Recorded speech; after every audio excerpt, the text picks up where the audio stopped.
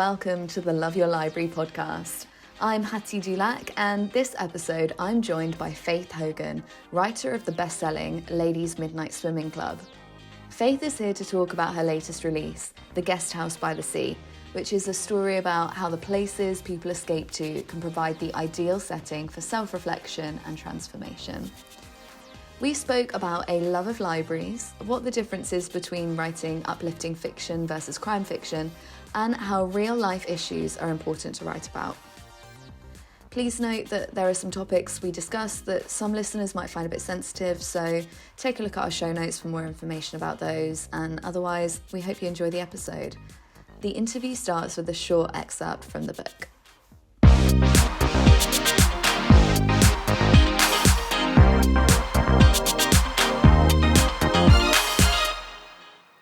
This is the Guest House by the Sea, and we are beginning by meeting one of the guests who's come to the guest house this summer. Up until the first dance, everything had been perfect. It was such a beautiful wedding, all that Connor and Lydia had hoped for and more. Everything had gone off with hardly as much as a hiccup. The best man's speech had been funny and just the right side of tasteful. There were no embarrassing stories or bad language to upset the parish priest, who could at times be a bit of a dry stick. And even Father O'Sullivan himself had managed to give a sermon that was both sincere and entertaining, which might have been a first. The guests had arrived from all over. The women had turned up in hats. When had hats come back into fashion? Cora had worn a feathery affair perched jauntily on her newly done hair just to keep Lydia happy. It really was the perfect wedding. Cora enjoyed every second of it until that moment. She wasn't even sure what it was about seeing her son and his new bride dancing to a song that was such a hackneyed wedding tune. It shouldn't have stirred anything more in her than admiration and joy for the lovely couple. Maybe she did know what it was, and she just wasn't brave enough to put the words on it.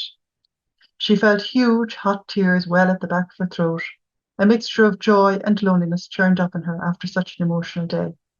She was standing, an insignificant part of the large circle that swayed around the newlyweds, the bands belting out their well-loved chorus.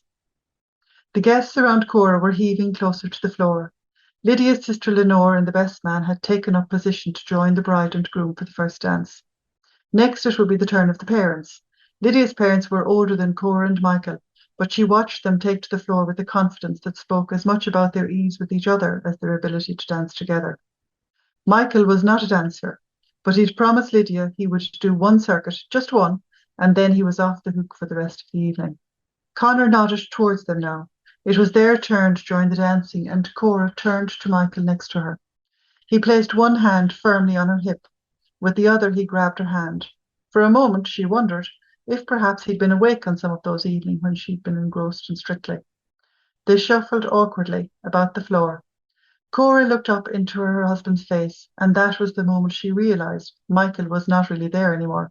Well, that's to say, he was standing right in front of her, but he might as well have been sitting on the moon, because suddenly she was completely alone. In that split second, it felt as if her very core shifted, as if the whole dance floor had been tipped at the slightest angle, and her happy equilibrium sloshed over the side.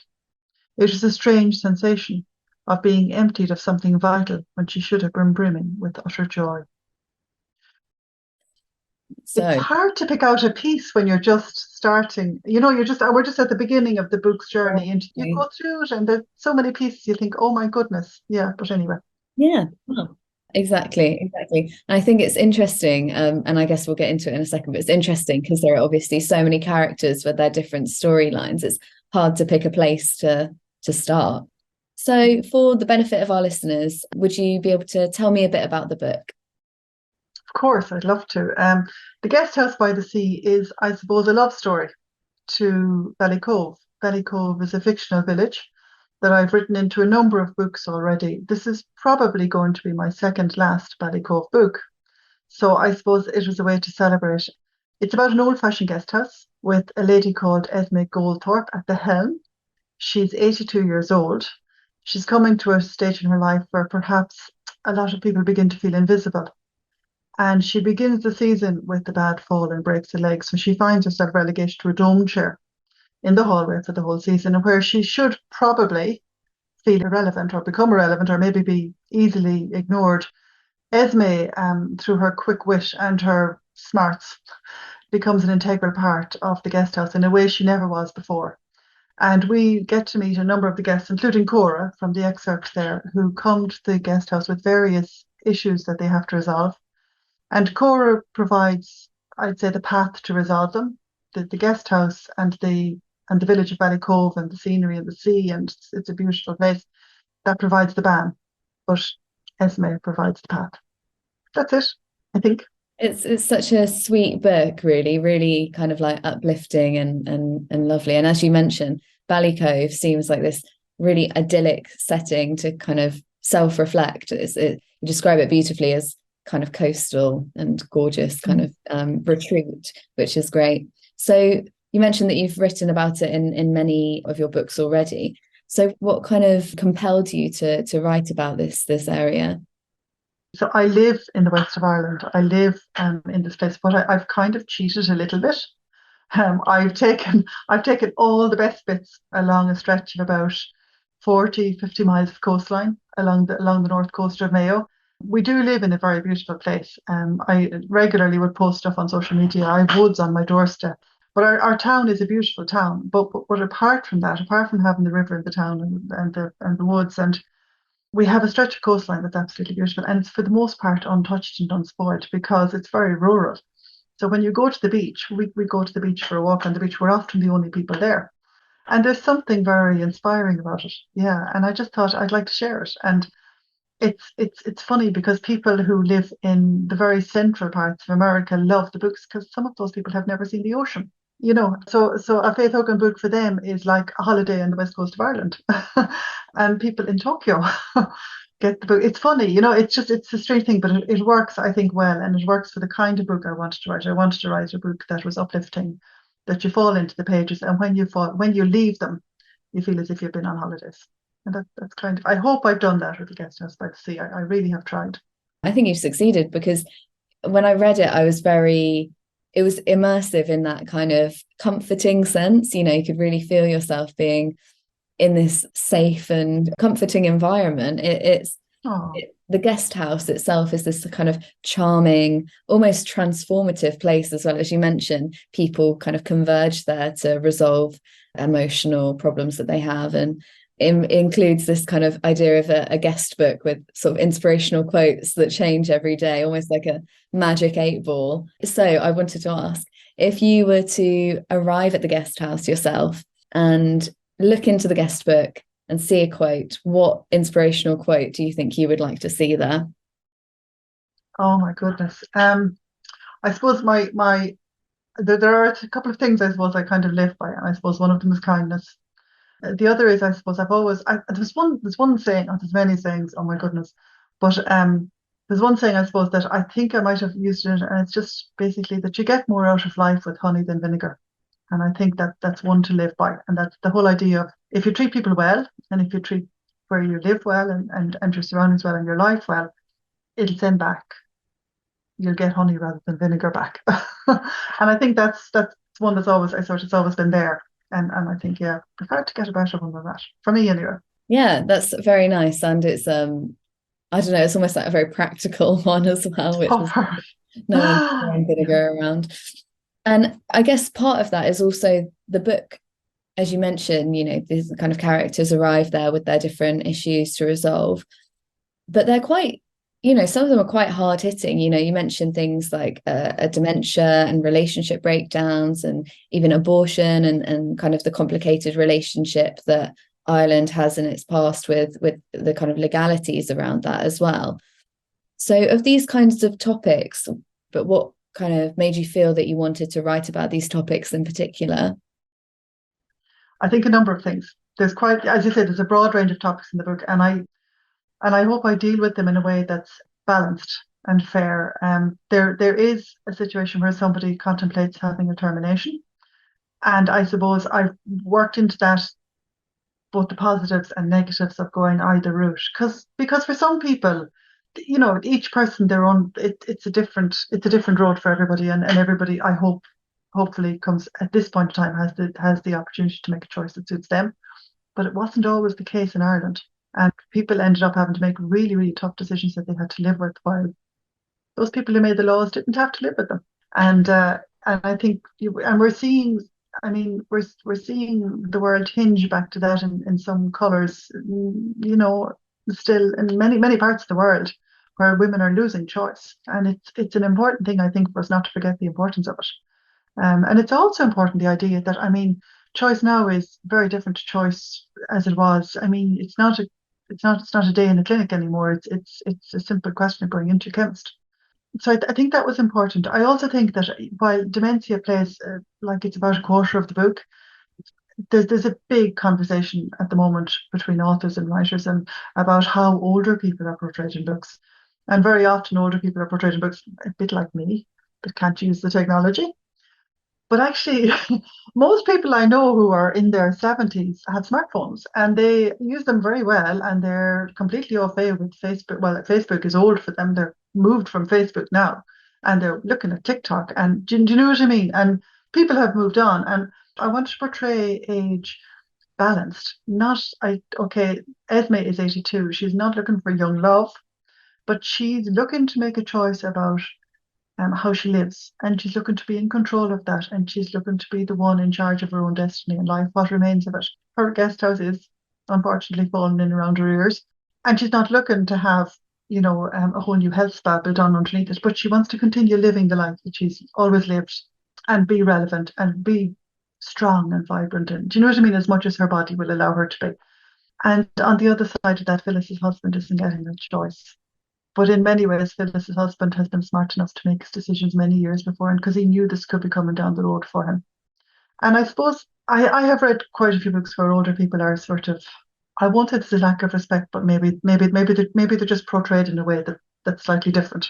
And I wanted to give another side of it. So there are issues. Most of my books would have issues that are, I suppose, kind of meaty, we'll say, but I mean, isn't that what drives us to make decisions that are, life-changing and life-forming and, make us better characters sometimes, I think. I think as well, it kind of can drive a book. I don't know, sometimes people throw in a dramatic event for the purpose of there being another step, another problem in the road that needs to be tackled. And that's a completely viable way to tackle a book. But I think there's something about this book that's really reassuring. And it's because I think that it's a very sort of measured journey, that you follow these characters on. And I think you handle these topics with such a reassuring tone and a sympathetic voice that it doesn't feel like just a plot point. It feels like a real issue that's being tackled and dealt with as a real person would. Yeah, I hope it's even-handed. I hope, Hattie, that it's even-handed, that it's not. I know some readers will read it and they will be pro-life, or they will not maybe want to see maybe two sides of things. But I very much wanted it to be a two-sided argument, no matter what side of the fence you stick on. I think choice is really important, and I think having two sides of a thing is really important. In my research before this interview, I was sort of reading that you have a background in intellectual disabilities and the mental health sector as well. So do you think that maybe that experience shapes the way that you perceive some of these sort of issues and probably come at it from a more sympathetic and reassuring perspective? I worked for 20 years in intellectual disability settings, and when I joined that sector, I already had a degree in psychology, and I really thought I was like, the bee's knees and the cat's meow. I mean, I thought I just knew it all going in that door.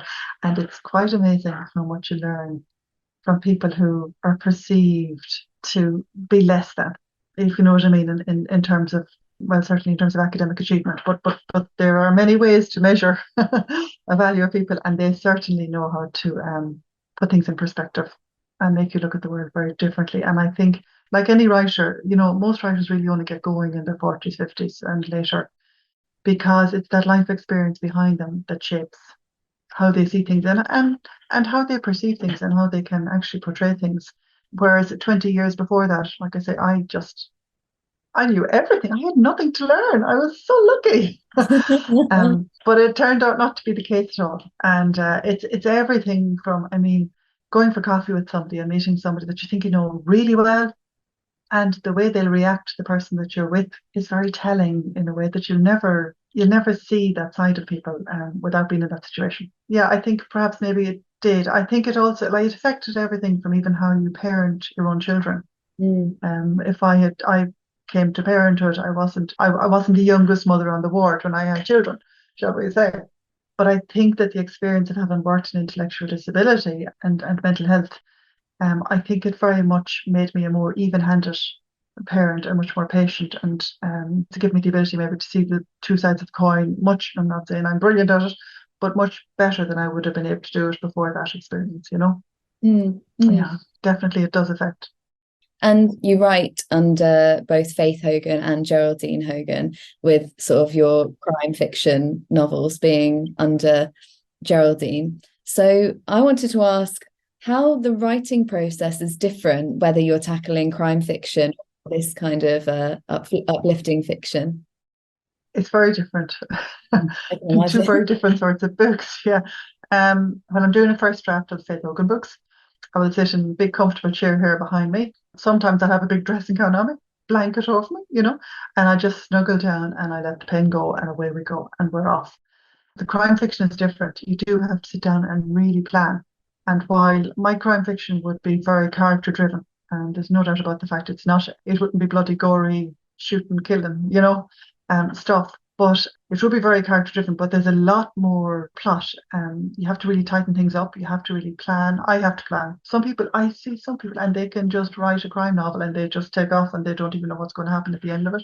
Kind of have to have a little bit more than that. Whereas the uplifting fiction is just it's just lovely to write it. Now you spend a lot of time editing it afterwards when you sit down and you write it like that. But I wrote the Ladies Midnight Swimming Club and I wrote it at a time when I couldn't go into the sea. And I basically just sat in the chair and closed my eyes. It's very immersive. And you leave a day's writing and okay, you can be tired, but you actually feel in some ways, I don't know, refreshed because you've been in another world, you know? So yeah, so very different, but both equally both enjoyable. There's a certain kind of a sharpness to the crime fiction that you go, oh, yes. I suppose, as with reading, writing forms its own form of escapism. So if you're sitting there writing a lovely, like, cozy novel, you get the treat of being immersed in that world. But if you're probably in the grittier, sharper world of crime fiction, it can be a way of, I don't know, enacting a life that you couldn't otherwise have. So that's interesting as well. I have been at times, Hattie, I've been sitting in the chair and the sweat is just pumping from my head because I'm writing something and I'm kind of against the clock. Maybe I'm going to go and do something and I have to get it done before I finish. But actually, it's the plot that's actually, it's like as if you're there. And the plot is actually, and you just come to the end and you go, I'm worn out.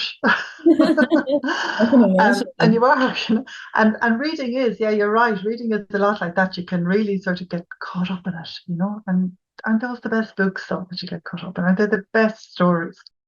Yeah, absolutely. So what kind of books do you like to read? Oh, I love everything. There just isn't enough time to read all the books. There's some books I'm a sucker. If Kate Atkinson, I don't care what she brings out, I'm going to read it. I adore Rachel Joyce, Joanne Cannon, Penelope Fitzgerald. Never gets old. I can go back and reread those. Growing up, I loved Rosamund Pilcher. She would have been a really favourite, you know. Now the crime, I love stories that are kind of character driven in the crime. So I love Benjamin Black, who I love the Simon Surrallier. Yeah, there's so many books out there. And there are so many books this year that are coming out that are really, really good, you know. So yeah, too many books, too little time. You use the library card, that's what I say. Yeah. Oh, the library and BorrowBox. I mean, Yeah. BorrowBox is amazing. You go for a walk every morning and you've got your audiobook on. I love it for factual books. I love it for non-fiction books. But even fiction is just great on BorrowBox. Yeah. Yeah. And the kids, I mean, can't beat the library for kids, you know? No, exactly. Well, that's my next question was going to be actually what, obviously we talked to a load of authors and, authors love books by virtue of who they are as people. And almost all of them have a connection to libraries in some kind of way. So I wanted to ask, what's the significance of libraries to you? I love libraries. They in our town here we have a library. Growing up, we were always very lucky because we don't have a very big town, but we always had a library. And about 10 years ago, the library moved from not a very nice building, okay, to a beautiful building. It's a very historical building in the middle of the town. It was a hotel, but it's a building that has so much history attached to it. When you walk through the doors, you go, oh, you could just stay there for the day. And the staff, of course, are the same staff that were always there, so they're just lovely to deal with. But I remember as a child, not as a child, but as a teenager more so, I remember the library was the one place you could go to because we had a fabulous independent bookstore in Ballina, but it was a small independent bookstore and they just had a limited number of books. The library had everything. I mean, anything you wanted, the library could get you. And I remember going through a phase of biographies. I mean, all the Hollywood stars, any writer I could get, Daphne Do, anybody. And you couldn't buy those books because they were all hardbacks. They were really expensive books. And you had like you just had this amazing resource on your doorstep. And I often wondered, I mean, I don't know how you don't have to queue up the town to get in the library door. Honestly, I don't, because it's all there, and it always was there, and it was just, I just loved the library, and some of those books that I read as a teenager, I'm going around, my kids say, oh God, you're just like, I've all these silly facts in my head that are meaningless and utterly useless to anybody. And then they'll mention something maybe about Audrey Hepburn or about um Marilyn Monroe or whoever it is. I say, oh yeah, did you actually know that she knew or she was married too? And they go, how do you know that? The library. There we go. Yeah, so yeah, the library is great. Yeah. Very funny. I love the idea that the building that the library is in your town is sort of seen an upgrade. It's I think there's something really special about placing value in the space that a library has because, as you say, people do spend the day at the library sometimes, particularly in this cost of living crisis and everything. People are definitely a lot more, I don't know, using community spaces like that. And it's really lovely to hear that in your town they've placed that into an even Good nicer value out, yeah.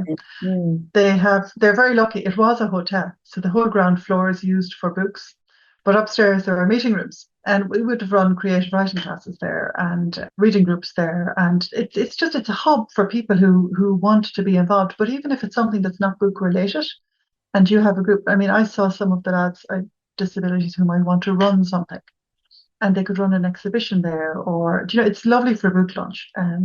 It's just a great space to have. But then anywhere you have that's surrounded by books, even our old library was lovely to walk into it. It was just a bit drafty, it was a bit drab. But once you fill a place with books, sure, isn't it just fabulous anyway? Yeah, definitely. Oh no, that's brilliant. That's so good to hear that you've had such a good experience. So I suppose my final kind of question then is what's next on the horizon for you? And another book coming out anytime soon, or are we waiting for this one and then leaving it for a while? I'm working on something else now. Well, I'm working on something else. I'm editing something else. I have something else written.